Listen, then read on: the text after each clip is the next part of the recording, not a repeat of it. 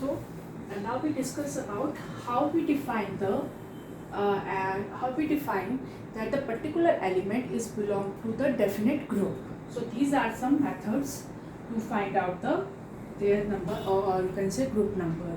First is your S block element. If you find the group number of S block element, for example, you have given with the element sodium, right. अब आपको ये पता करना है कि sodium with atomic number 11 belongs to which group. So how can you define?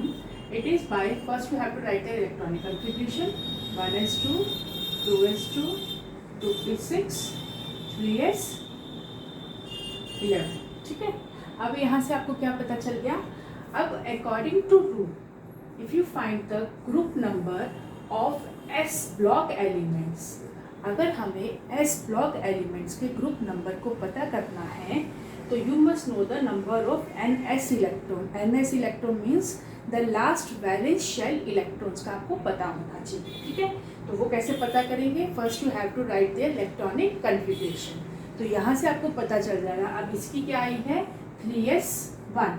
It means it belongs to group 1. ठीक है.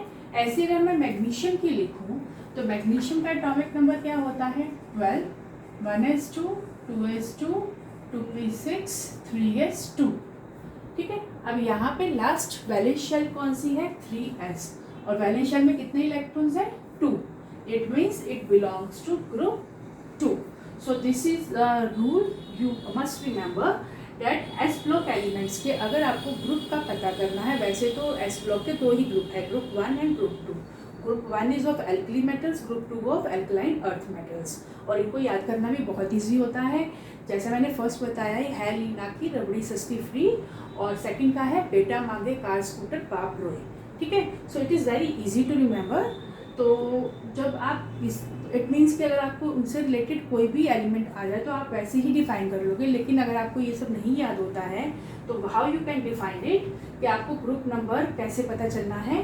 From the number of NS electron. NS मतलब कि जो S ब्लॉक के एलिमेंट्स है वो इसकी वैलेंस शेल है. वैलेंस शेल मतलब कि लास्ट इलेक्ट्रॉन इस शेल में एंटर करेगा. चाहे कितना भी बड़ा एटॉमिक नंबर हो जाए, लास्ट इलेक्ट्रॉन हमेशा S शेल में ही एंटर करेगा, और वहीं से आप उसका ग्रुप नंबर डिफाइन करोगे. ठीक है. उसके बाद आता है P ब्लॉक एलिमेंट के लिए. अब P ब्लॉक के लिए मैं जो जो ग्रुप करती जा रही हूँ उसे मैं साथ साथ रब करती जाऊँगी. So after because I'm not going to send the notes of this part, so please note down what I have written on the board. ठीक है. by pausing the videos. So second आता है P block element. अब P block element के अंदर आते हैं group number. अब P block element में कैसे डिफाइन किया जाता है?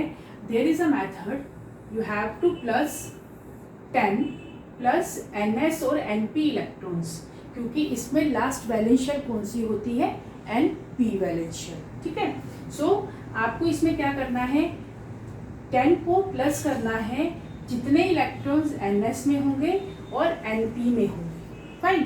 फॉर एग्जाम्पल अगर हम P ब्लॉक एलिमेंट में हम किसी भी for example I just said कि देयर इज एलिमेंट कार्बन. तो कार्बन का एटॉमिक नंबर कितना होता है? 6. Electronic configuration 1s2, 2s2, 2p2. ठीक है. ये हो गई कार्बन की इलेक्ट्रॉनिक कन्फिग्रेशन.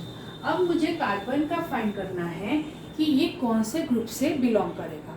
तो सबसे पहले तो आपको ये पता होना चाहिए कि यहाँ पे जो लास्ट वैलेंस शेल है वो कौन सी है? P.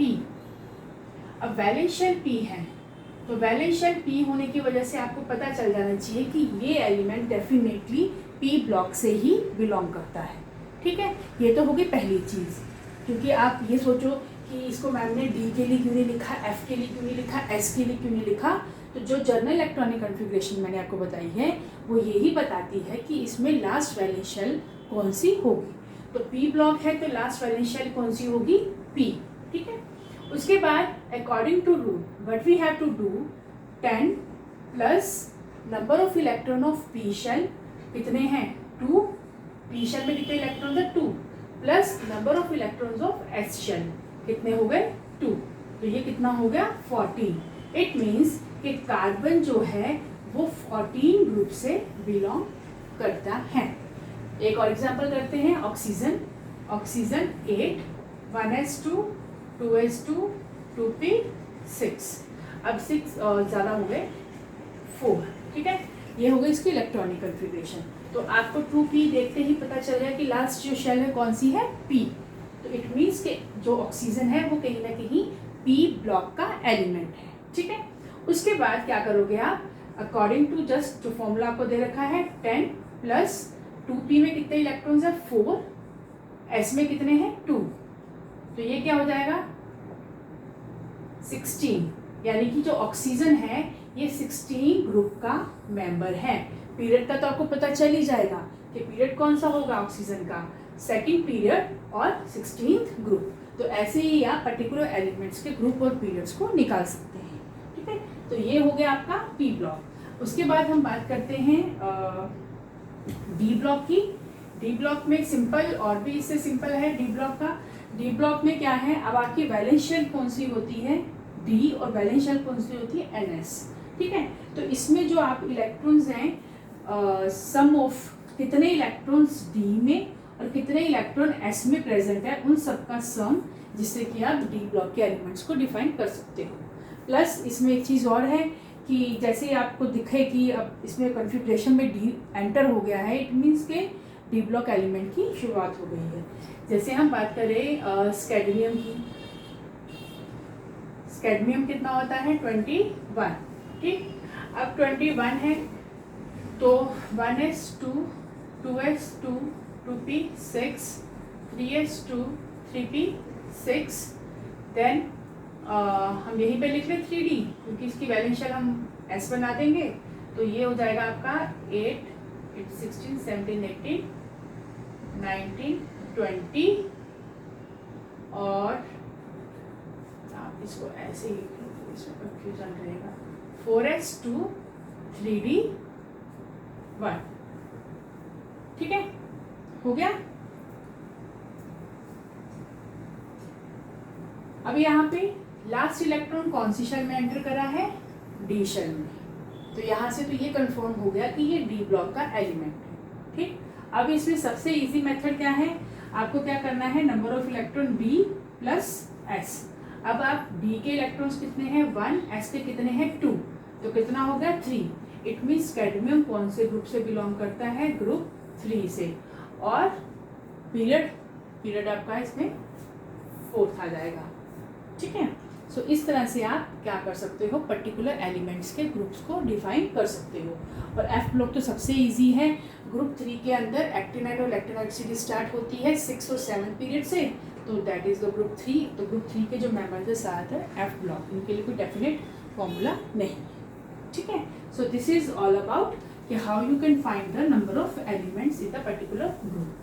अब इसके साथ I will send the screenshot of one assignment which related to this electronic configuration, so you have to solve that assignment yourself. Okay, thank you.